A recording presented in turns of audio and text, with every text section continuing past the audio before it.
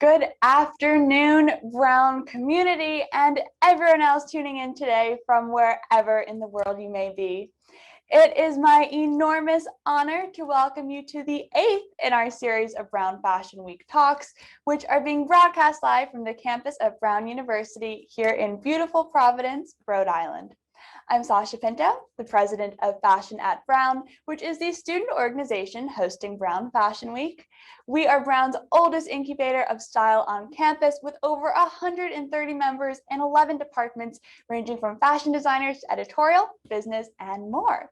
The highlight of our year, of course, is Brown Fashion Week.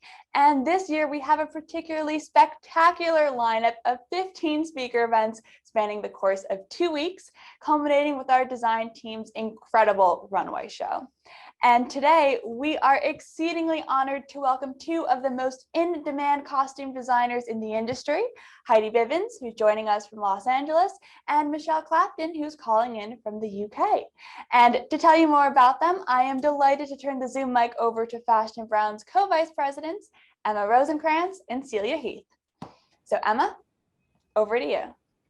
Wonderful. I am so delighted to tell everyone about Michele Clapton. There is not a world that Michele Clapton can't design for. Michele has been working as a costume designer in film and television for 25 years, and in this time, she has won the BAFTA Award for Best Costume Design in 2009, 2017, and 2018, and the RTS Award for her work on 𝐀𝐁𝐿, and won the award for Costume Designers Guild for Outstanding Period Fantasy Television Series in 2015 and 2016. And not to mention, she has also been nominated for 9 Emmy Awards, winning 1 for The Crown and 5 for her designs for 7 seasons of HBO's renowned show, Game of Thrones. And well, the list certainly goes on. She designed Mamma Mia, Here We Go Again, more recently designed The Secret Garden and Kingsman film, which will be released later this year. Michele is currently designing The Nevers for HBO. Michele also has a passion for designing for contemporary dance and regularly designs for dance company Ballet Laurent.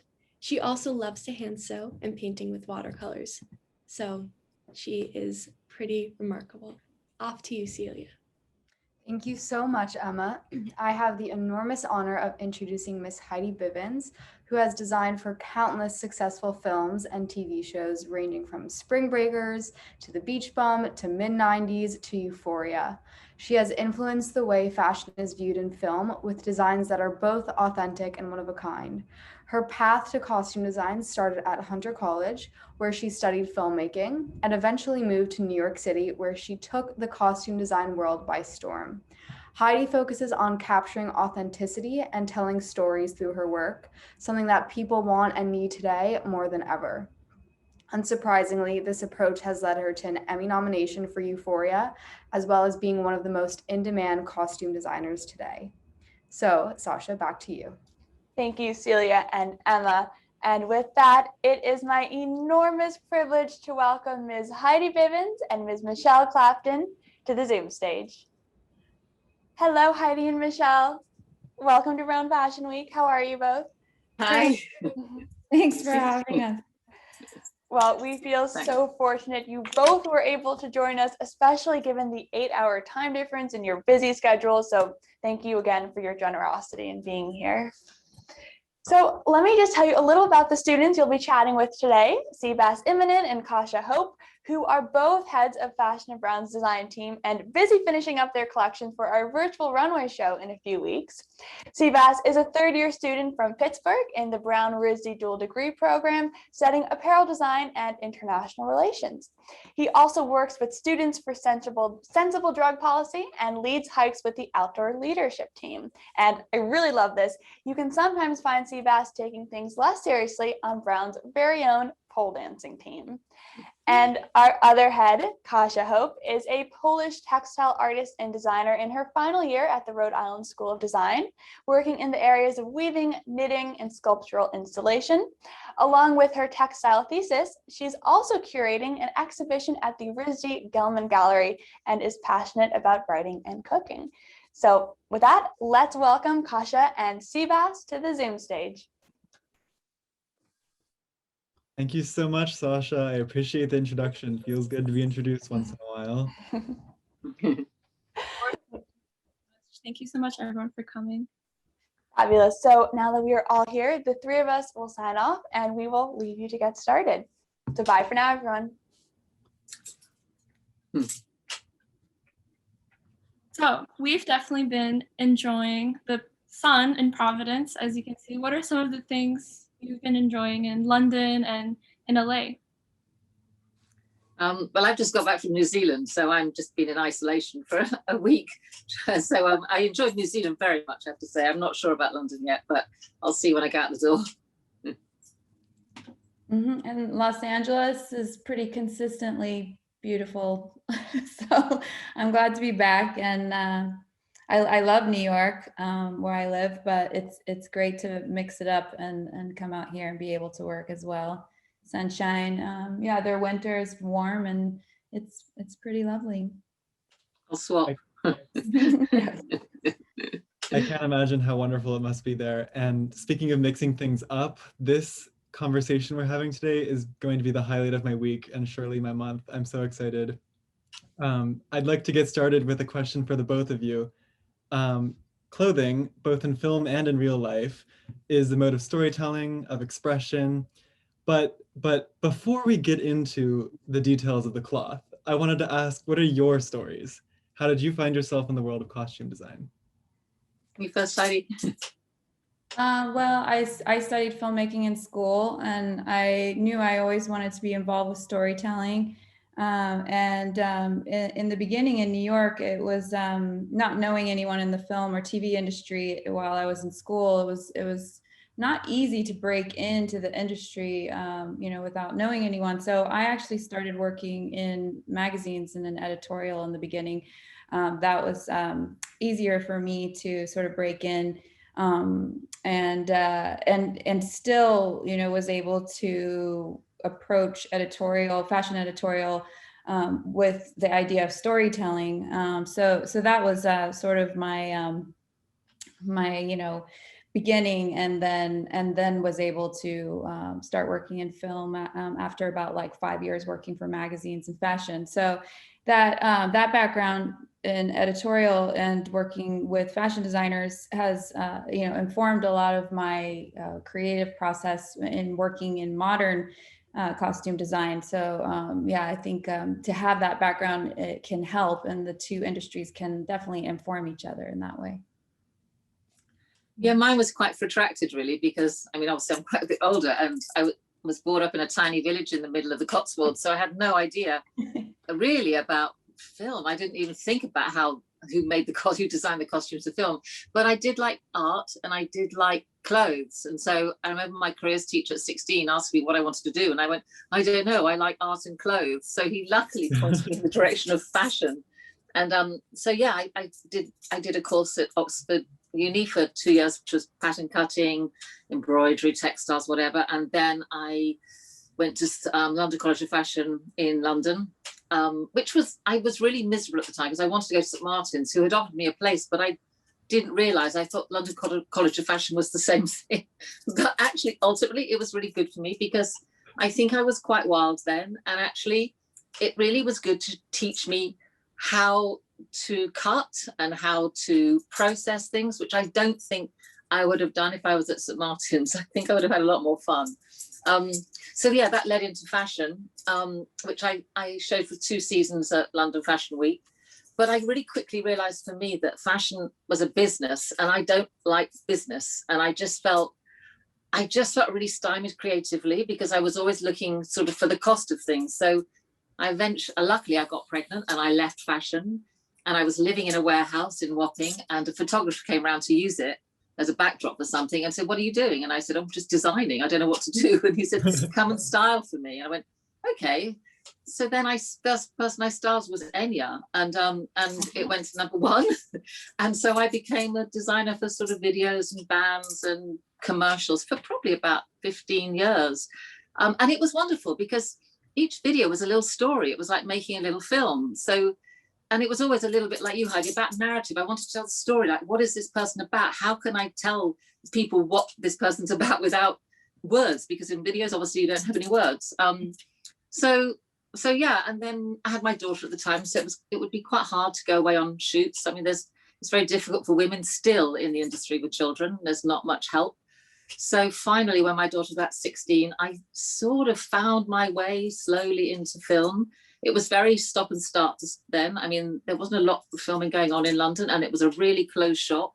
Exactly as you say, Heidi, you know, you just need a break, really. And then slowly it sort of took over, and then finally it became all that I did. And then I got Game of Thrones, and that was then it was exactly all I did. I didn't do anything else after that. It was just like a treadmill of getting this thing on the road, which was really scary for me. But I'm so glad I did it. And that was that, really. Fantastic. Sometimes I feel that way too as a fashion student. It just gets in your head and you have to do it all the time. But that's awesome. It's so great to hear about your stories. I feel like starting out in the industry, it must be crazy. It's tough, I think, really, yeah. But I think we all reflect our journey into costume, really. I mean, I definitely wouldn't be the costume designer I'm now if I hadn't worked in all the videos and commercials, because you have to really work quickly and solve problems, and that's really stood me in good stead later on, I think. And understanding how to cut is so helpful when you're doing, having big, large workrooms like I have now, because you have the language that you can discuss with your cutters, and you can actually say, well, that is possible because I think I know how to do it, which is always helpful. I might not be able to do it, but I know that it's possible to do it. Yes. Yeah, that's so interesting that both of you sort of found your way into costume design, but not necessarily started out searching or knowing that you're going to go into that path, which is maybe comforting for a lot of us who are figuring out what our careers are going to be right now. Yeah. I want to bounce off of one thing that Heidi said about how her experience helped her with her designs that are more like contemporary. But first, I'll ask you, Michele. A lot of the TV shows that you've worked on, like Sense and Sensibility, The Crown, and even Game of Thrones, are referencing a lot of historical time periods. How do you approach research for these garments? And are there any times where you remix different historical periods to maybe more effectively convey the character? I think in some ways fantasy and period are slightly different. With period, you do obviously research the period that's in and the period before, and ultimately you have to know the characters, you have to know the period. And then for me, I also want to be able to interpret the period clothes for the characters in a way that the modern audience will understand what that character's about. So sometimes it's necessary to take, for instance, a 50s dress, or for instance, the Queen's wedding dress. I mean, yes, it was pretty authentic, but I still cut it slightly differently, because I think the modern audience view of the cut of the dress that she actually wore would have made her seem frumpy, which she wasn't. She was this starlet. She was sort of the hope for the future for Britain. So it was, all of TV, really. We're not doing documentaries. We're actually creating a story. We're creating a narrative that will engage people, that they understand who these characters are.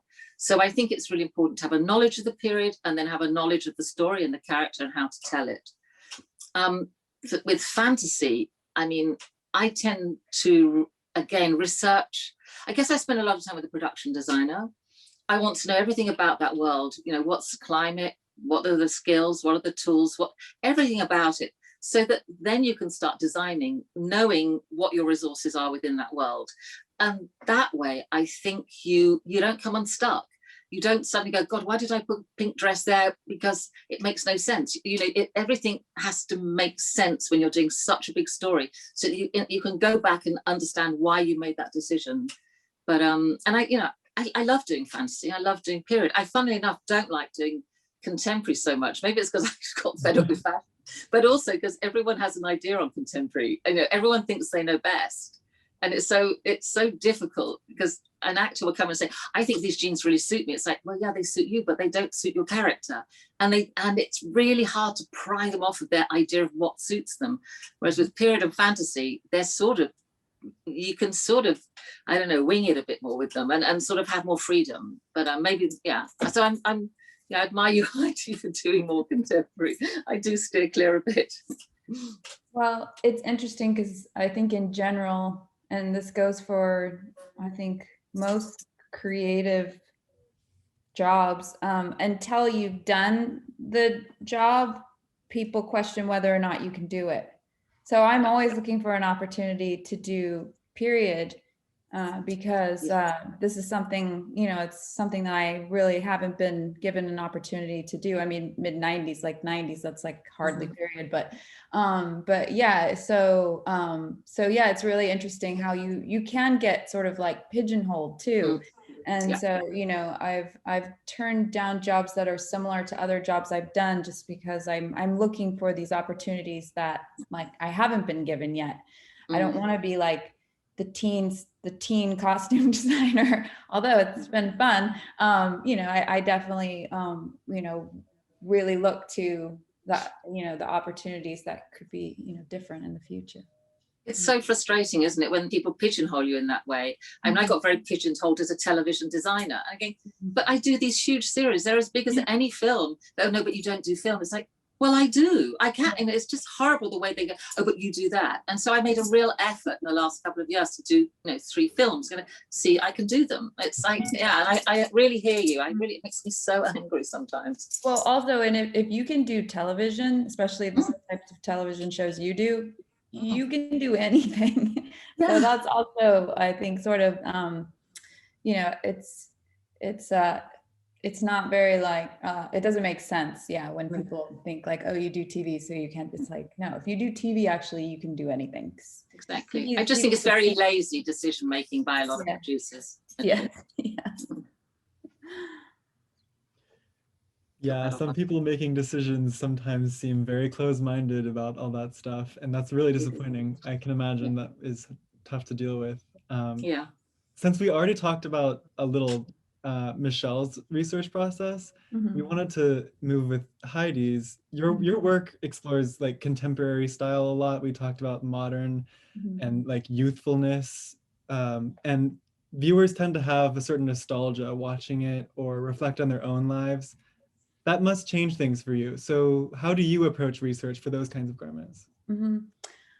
Well, I like to look for inspiration from so many different places so that hopefully when I'm like gleaning inspiration from, people I see on the street, art, magazine editorial, designer runway, what's in the malls, like whatever it is, like I just try to sort of take inspiration from enough of different places that when the ideas come together, they're maybe not so like derivative of like one thing. So, that it feels, even if it's something people have seen before, somewhere in history, that the history of style, that it feels fresh somehow, that I can infuse something new, so that it feels fresh. I think that's the challenge, and that comes from intuition, I think, a lot, in terms of like the idea of like styling versus designing. I think, the way that I approach working with the cast on Euphoria is I'm always looking for what's in my head, and like the idea I have for the silhouette or the fabric for a look, and it's like needle in a haystack most of the time. I've gotten pretty good at knowing whether or not I'm going to be able to find the thing or if I just need to build it. Sometimes it's a combination. I'll build pieces, I'll use existing pieces and then build pieces to complete the look. And then other times I just know that I'm not going to find what I'm imagining, and then you just set out to build it, which actually is it's better because you work with a team and you're able to sort of like check it off your list. You know how that is, Michele. It's like, okay, like, once like the pattern's made and you found the fabric and you know what you're doing, it's like, okay, next. Whereas like if you're purely just sourcing out in the world, I'm a quality versus quantity type of person when it comes to work. And so I'm not interested in seeing like racks and racks and racks of clothes to edit from. That's why I actually do a lot of the prep myself, even though I have a team. I'm more focused. Like I know what the thing is. I can go, if I'm pulling from costume house, like I don't need like 3 racks. I can pull like a 1/4 rack, and I know it's going to work. And I think that just comes from years and years of trying clothes on people and understanding how fabric lays on people, and understanding body shapes. I think silhouette is so important, and understanding proportions, and then once you've been in enough fittings, you can look at a garment after you've met a cast member and like this will work. And I see that with some of my team who are less experienced, where I'll see stuff they pull, and after I've explained a person's dimensions and they have a cast member sizes, I can look at a rack and I'm like, none of this is going to work. So that experience, I think, is invaluable, and it just comes with time. I agree with you, because if we have buyers and assistant designers, and they shop all day, and sometimes they say, I want to go and look myself, and they say, well, tell us what you want. Again, but I don't know until I see it, and I'm only going to see it if I go and look. And I love those days when I just go off on my own and find bits and pieces. And then they say, but you didn't ask for that. I went, because I didn't know I wanted it, but now I have seen it, I want it, and it solves that problem. So it's funny. Yeah, you're right. You do have this sort of innate sense of what will work, and it's really hard to explain it, because sometimes you don't know, and sometimes people, I don't know, I'm surprised at some of the things people pull, and I'm the same as you. I hate quantity. Even in fitting, I don't want 10 racks of clothing. I want a few carefully chosen pieces, because that's my job as the designer. I'm not, it's not a shop. These are the pieces that I think are good, and this is the way I want to take it. So let's start from here. And if it doesn't work, then let's stop and let's rethink it, and I'll have another fitting. But that racking through clothes, it's just like it's not designing to me, it's shopping.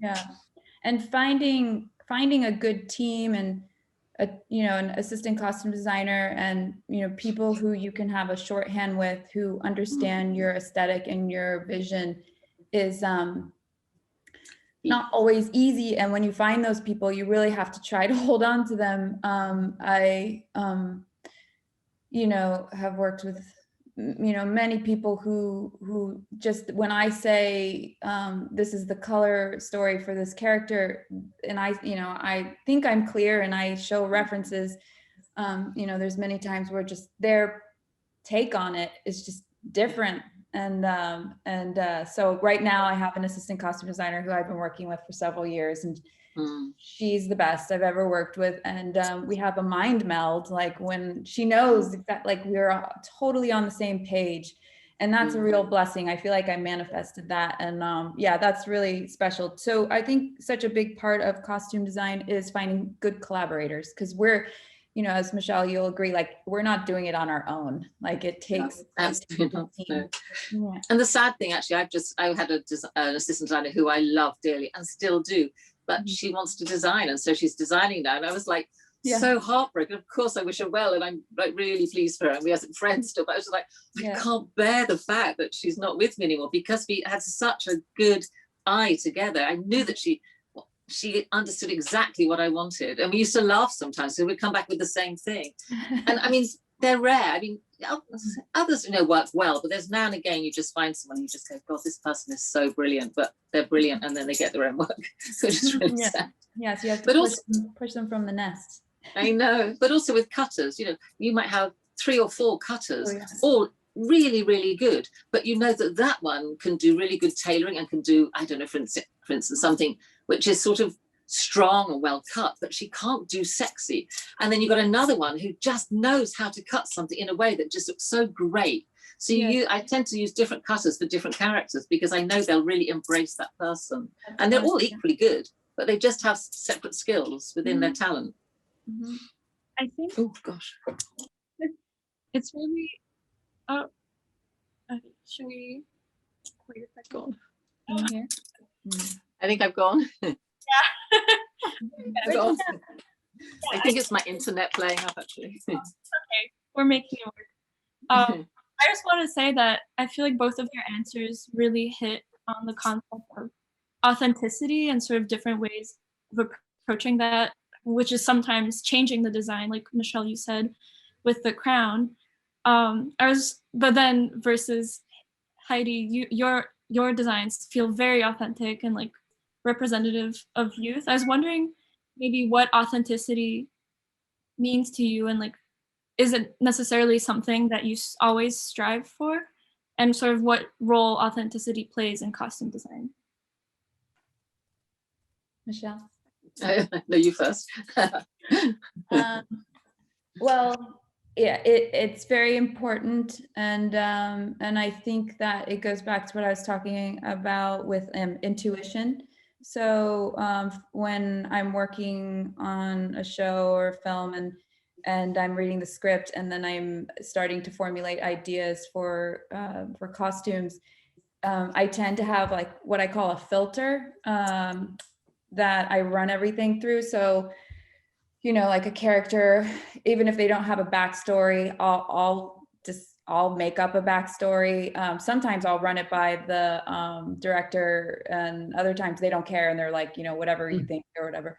Sometimes when a cast member comes into a fitting, they have no idea about the backstory and I'm telling them about their character. But so I think it's important to, like, you know, ask yourself all the questions about the character, like socioeconomic background, like how did they grow up, where does their money come from, where do they shop, how do they get their clothes, you know, what's their job, why do they wear what they wear, like all the questions that sort of make up that character's decisions about how they acquire their clothes and like why they wear certain things. And then that becomes the filter. So then when you're either out in the world or you're, you know, sketching and designing something for them, you're running all your sort of like decision making through this filter.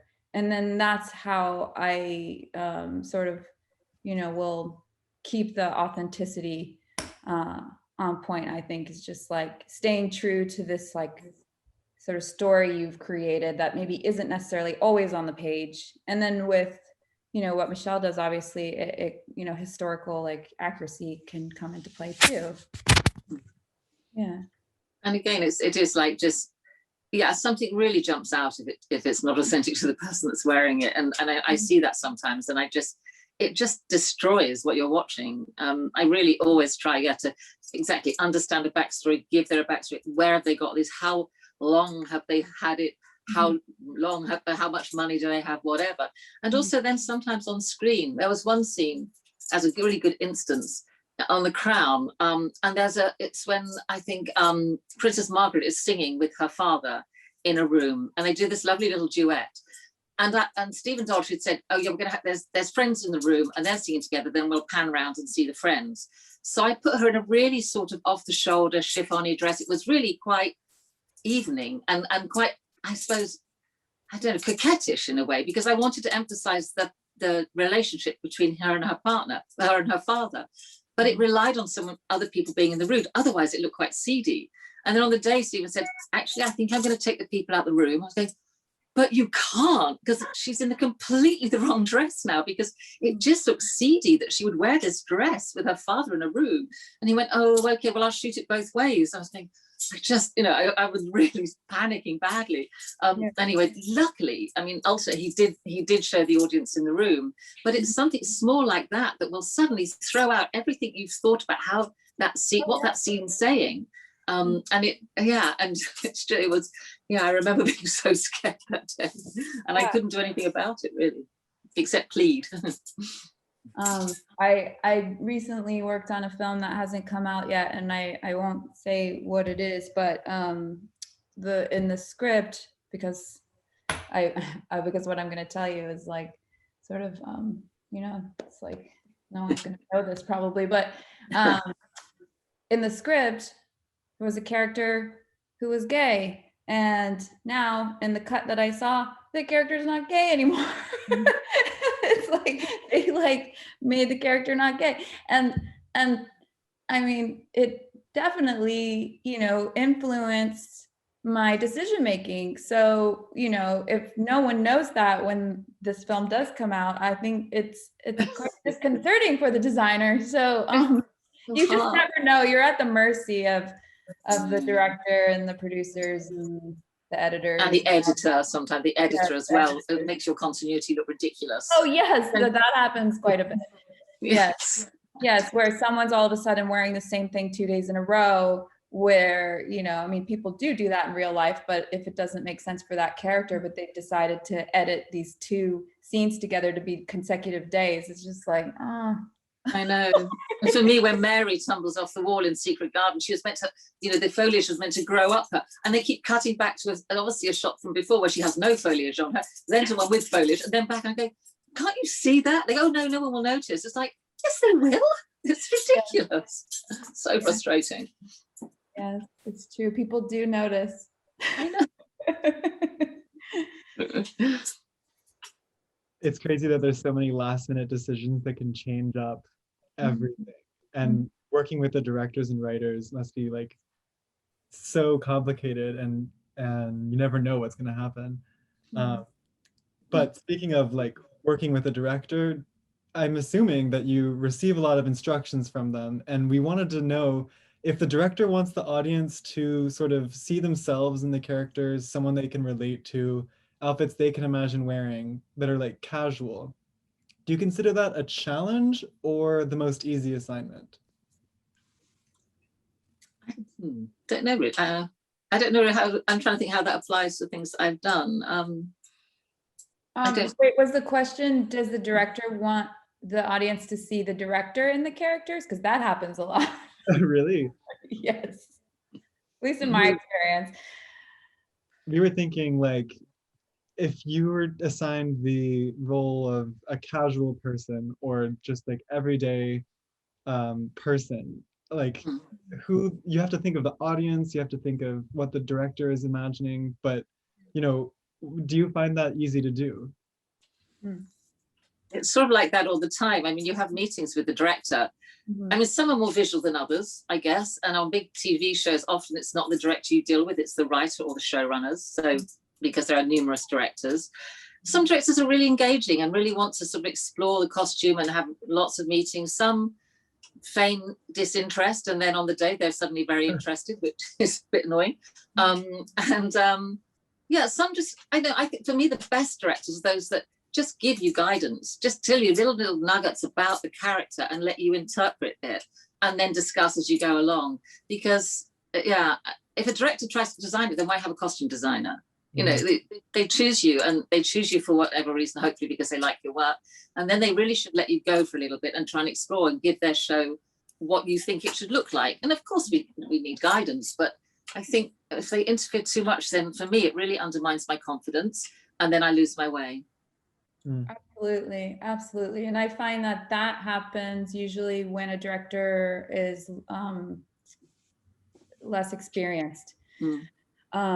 Yeah, where you get micromanaged. I always say the greatest gift a director can give a costume designer or any department head is to hire them because they believe that they're going to do you know, a great job, and then leave them to it and trust them. You know, I love to collaborate. I'm always interested in what a director thinks, if the director is the writer, you know, especially because they have it in here, and I want to know what's in there. I want to help them create the world. Yeah, so that's the ideal situation, when a director like actually is very visual and like knows what they want and is able to communicate that either on the page or in meetings, and then leave you to it. Yeah, exactly. I had a director recently, again, who I won't say which of it is, but he has a good eye, I'd say, and he's very strong in his opinion. And I'd shown him lots of my designs for this one particular character, and we'd really started making them, and she was thrilled with them, and I was really happy with the way it's going. And then suddenly I got an email from him going, I gave you a bum steer, I hate everything, everything's wrong, we've got to meet tomorrow, this is terrible, I'm sorry, it was my fault, blah, blah, blah. I went, no, this is so sexual, so great. So we got the actress in. He said, get her in. I went, it's going to be awful if it's actually her in the costume as he's critting it. Anyway, she said, but I love it. I went, so do I. So she put it on, and he came in, and he walked round her each time. And I said, what do you think? He went, that I like it. And then left. I was like, oh, God. It was so funny. Well, sometimes directors second guess themselves. So they're second guessing themselves, and then they're projecting that onto the situation where, then they But realize, like, I admired him for actually having the confidence to say I was wrong, which was great. I mean, I'm so relieved. We had a lot of that with that show. It's very funny. Having to like re-envision your vision. But actually this like discussion about collaboration really beautifully segues into one of our audience questions that maybe we can get started on. Anastasia Chase, who's studying graphic design and is a junior at the Rhode Island School of Design, has been watching Heidi a lot of the Euphoria YouTube channel and has really learned about how you collaborate with the actors of Euphoria and bring those characters to life. She wanted to ask you, have you done that for any other film or show that you've worked on before? Or is this type of collaboration stemming from Euphoria? Really from Euphoria. And I think because the cast, I mean, they're playing characters. They are not the characters on the show, but they are young, even if they aren't teens, and they are in the world and are interested in fashion and are knowledgeable about style and all have good personal style. I wouldn't say that any of the cast personal style is reflective of their character style, but they have, many of the cast have suggested things for their characters that I thought were good ideas and that we'll run with. So it is collaborative in that way. And it's very helpful for me because, I love to collaborate. And then also because the workload can be so intense. Like we're starting second season, we're 3 weeks out from shooting and I'm completely front loaded where like the first 2 weeks of shooting, I have every character, like multiple changes every day. And so, you know, I love their suggestions. I don't always go with them. And what I'm experiencing now is that a lot of the female cast is asking me they all want this to wear the same brands. Like they all, and you know, they can't, or they'll all look the same. And I think that was part of the creative challenge of season 1 was to like, you know, give each character their own look and their own like sort of color story. And so it didn't all blend together. And so, you know, staying consistent to that and then figuring out what their character arc is for second season. But it's funny because like they'll text me or DM me ideas and especially the girls, they all want to wear the same brands, same stuff. But they're very understanding and respectful when they come in for meetings and, you know, and I let them know that they can't all wear the same stuff. And I'm trying to design more for second season. Like, so for first season, Halloween and winter formal, you know, I designed a majority of those looks, but, you know, a lot of what was on the show was vintage. I used probably like at least like 60-70% vintage for the girls. And then, you know, just like store-bought stuff. So yeah, so I think that's the answer is like, you know, yes, they give me ideas and inspiration, and then yeah, I run it through my filter. Does it make sense or not? Yeah. That's really cool. I was gonna say that I can imagine being a cast member and being jealous of everything that Jules wears, or Yeah. for Michele, like I don't know, Daenerys or Diana. Yeah. So the next audience question comes from Lily Windholz from San Francisco at Colby College. Have your outfits ever ended up taking the character in a different direction than the writer or director intended? And can you give any examples of how you've used outfits to demonstrate growth or changes in a character over time? Ooh. I don't know. Well, I mean, God, that's a really big. I mean, yes, of course, you show someone's growth through their costume. I mean, I'm trying to think of it to illustrate it somehow on something. I mean, I guess you can say for the Crown. I mean, you see the way I guess the Queen.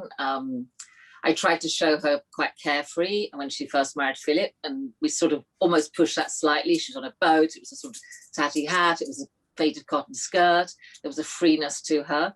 And then obviously as soon as she became, there was actually one moment I think when I really wanted to show when the moment that she became queer, her father died, that she was in treetops, and I just wanted her in her husband's shirt, which implied this sort of wonderful relationship with them, and she was almost pared down to nothing. And that was the moment she became queen, really. So I quite like those sort of little moments of story. And then on the plane, when she's just almost stripped of that and she's redressed in black, and then she goes, and you see her, I suppose I felt that she was almost numb with the, I guess, the prospect of what was happening to her. So I dressed her in just really simple one color. I mean, like she didn't think about anything. It was just a dress, put it on, and that's it.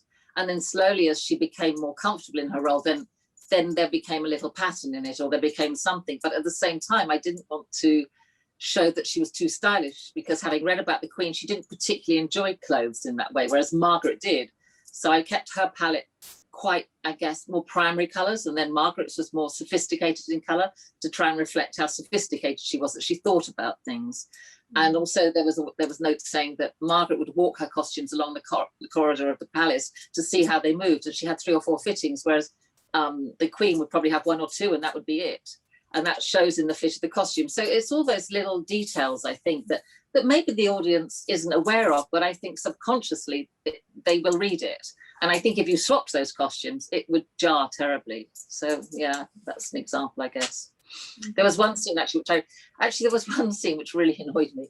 I was speaking to Nu, who played Margaret, and we were talking about how to imply that she has had sex with Townsend without actually showing it, because it's royal. So I just saying, well, why don't, and I also wanted to say that she was quite modern in the way she was thinking. So she starts off the scene in a sort of rather beautiful dress, and they hug, and then we cut away somewhere else, and then we come back and she's in slacks. And I think that says it all, that something has happened and she's just relaxed in these slacks, which they hardly ever wear. And on the day, I sort of went to the director and said, you remember there's a change here, that Nu's going to go into slacks. So he spoke about it. He goes, yeah, but I don't want to do it. And I was saying, but why don't you want, it was such a good thing and Nu really wants to do it. He said, can you just listen to me? I don't want to do it. I was like, okay. So I went to Nu and said, he's decided that we're not going to do that slack. She went, what? Why? It's insane. She said, will you give me a minute with him? And I said, yeah, sure. And 1 minute later, she came back and said, we're doing it. Mm-hmm. And that pissed me off so much, because they wouldn't listen to me, but he would listen to an actress. And I lost so much respect for him over that. Mm-hmm. It was really undermining. So, I mean, that happens. It does happen like that. And it really knocks you, I think, when it's like that. Mm-hmm. But it's true. Casts can more than often get their way before costume designer can. Yeah, and it's just not fair. It's really, really rude, I think. Anyway, whatever. I'm still friends with the director. I forgave him, but it was just like, at that moment, I didn't like him very much, I have to say. So frustrating to like, sort of that like feeling of disrespect. But I wanted to, that sort of relates, thinking about cast. One of our next questions from the audience, from Kelsey Roblin, who's a RISD Textiles senior, is asking, do you usually find that you are designing before or after actors are cast? Which I think is interesting, if the cast actually have such a great influence on what the designs end up being. Well, I find it very difficult to design before I know who's going to wear the clothes. Almost impossible. Yeah. Just because, yeah, whoever is cast can have such a great impact on your decision making. So I seldom even bother starting the process until I know who the cast member is. Well, right now, like on Euphoria, there's a cast member, a new cast member who's going to be introduced in season 2, who's rather important and plays opposite Jules and Rue. And we had one cast member who was with us last March before we went down, before COVID hit, and I fit him and we were ready to go. And now he's no longer with us, and because, well, he's also like in his late 20s, so it's like he's getting too old to play a teenager, but he has other projects, and so he's no longer with us. Now we're casting again, and it'll just be interesting to see once they cast this new actor if I can use any of the same ideas that I had for the other actor. So I'm just like in this waiting period now to find out, like, do I need to like go back to square one, or is it gonna work? So yeah, it really depends. But Michele, you probably agree.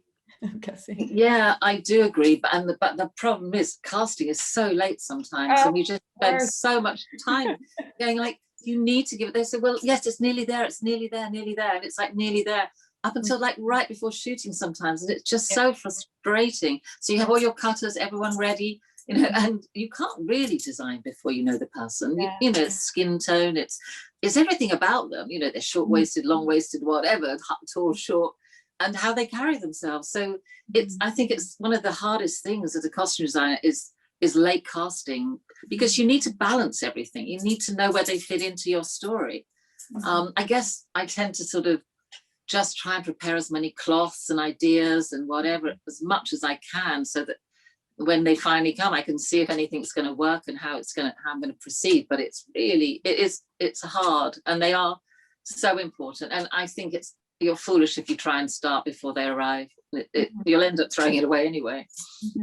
Yeah, a lot of times I'll ask who's in the pool of who are they looking at, and then sometimes it'll be like 3 people, but then at least I can sort of gather what type they're looking at, and that will sometimes help. Yeah. But sometimes they're quite radically different, the 3 people they're looking at as well. You go, each one could take it in a completely different direction. And I'm just starting a new show now, and I'm really finding that, it's like, I'm starting off a new series, so it's always quite hard to start it, because second season is always easy because you've got you've got a base, it's never quite as hard. But because I'm doing the Nevers, and I'm now doing this new show at the same time, because COVID pushed the Nevers, so I'm still on the Nevers, and I didn't know it was coming up back again. So I have a team on the Nevers, and I agreed to do another show as well. So my head is just in some other place at the moment. I don't know how I'm going to do it. Wow. Even more amazing that you're able to join us today, Michele. Yeah.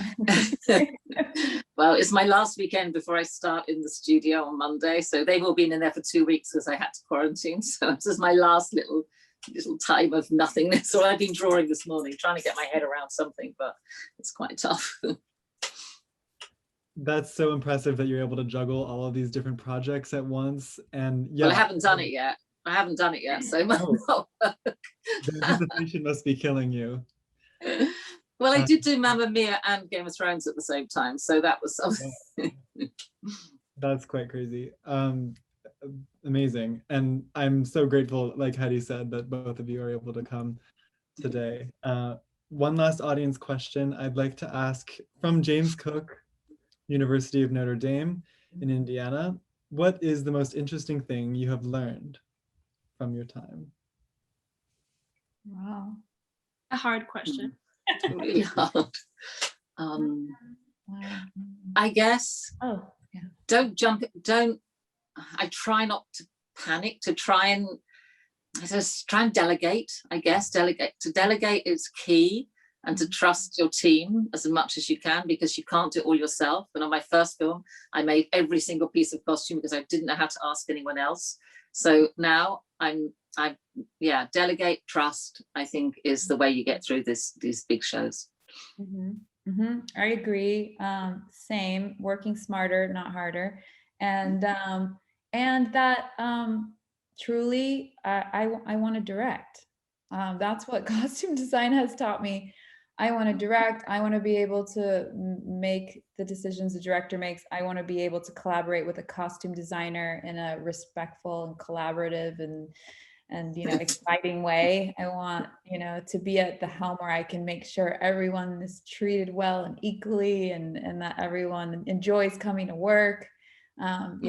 It's probably, I always thought I wanted to direct, but I never, even since I went to school, went to college for filmmaking, but I never really had the confidence to make that leap because I just didn't have a lot of role models of women in my life who were doing that. And, you know, in recent years, obviously it's become a more attainable goal. And so, yeah, this, my pivot during COVID was I was asked by Bronze Studios to direct 4 episodes of a motion capture animation show, which is so far from like what I do in my daily life, but I accepted the challenge, and I wrapped the 4th episode in January. And so, yeah, we'll see. And now I'm gonna work with one of the artists who was helping design the characters to do the costumes. So that'll be fun. It's using the same technology as Avatar. So. Oh, cool. That's so cool. I actually think all directors really should work in at least one and probably more departments. So when, especially our departments, makeup and hair, because I think they think we do nothing sometimes. And the first is always shouting, like, we're preparing the actor for the day. That time is really important to give them confidence, to get them dressed, but it's more than that. And yeah, I think they should spend a time in other people's shoes before they direct. Yes, definitely. I so much from all of your answers, and like definitely a lot of the films I've watched have been recontextualized, and I think definitely a lot of your words are really applicable to a lot of people who are watching, many of who are creatives as well. And sort of finishing off with our last question for both of you, with many of us graduating and entering the world in the middle of a highly challenging moment in time with the pandemic, and many of us as well hoping to enter the fashion industry in one way or another, do you have any advice for young designers or other professionals who are looking to get started in costume design, or any particular thoughts of wisdom you'd like to leave us with? Well, I would say there are so many great initiatives now, like trainee schemes, which I mean weren't around in my day. I would say join one of those, go into the department, make yourself really useful, be really keen and open and pleasant, and that's the way you're going to get on, actually, I think, and show skill, but just be prepared to learn for a few, I don't know, a couple of years or something. Don't think as soon as you join in you're going to be the designer. And there's nothing irritates me more than when someone applies a trainee and on their first card they have a costume designer, and I'm going, but you're not a costume designer yet. You're coming to learn how to be a costume designer. It's really odd. I mean, it's a really easy thing to put on your card, but I think you sort of have to earn it a little bit. And I love the trainee schemes. They're brilliant. And actually 2 or 3 of my assistant designers have come through that way. And I love them. And you just get such a thorough understanding. But I think, yeah, if you can do that, and there are so many opportunities, I think that's absolutely the best way in. And I think that, like my entry coming through, also studying journalism while I was studying filmmaking in school, and then working for magazines, and then doing editorial, and then kind of coming in the side door. I think that, there are less traditional ways to get experience that you can apply to doing costume design in film and television. And then also even in commercials or music videos, as Michele started out. So I think, looking for alternative opportunities and experiences that could lead to, meeting people in the industry. I think that's also worthwhile and something to consider. Yeah, that's true. That's another way as well. Yeah. Wow, thank you so much for all your lovely answers and for joining us despite your busy schedules and busy lives. Thank you for having us. Thanks for having us. It's been lovely. Yes, it's been wonderful talking to you, Michele, and everyone. Thank you. Hopefully we'll meet one day. Yes, I hope so too. Vaccinated and able to come to campus for Fashion Week. Yes, thank you everyone for joining us also. It's been a wonderful time. See you at another Brown Fashion Week event coming soon. Thank you, and we'll look out for your show. Yes. Yeah, absolutely. I'll look out online for it. Yes. For everyone watching, please join us tomorrow as well for our next event, which will be Olivier Lustig from Belmont. And yeah, Thank you, everyone. Everyone.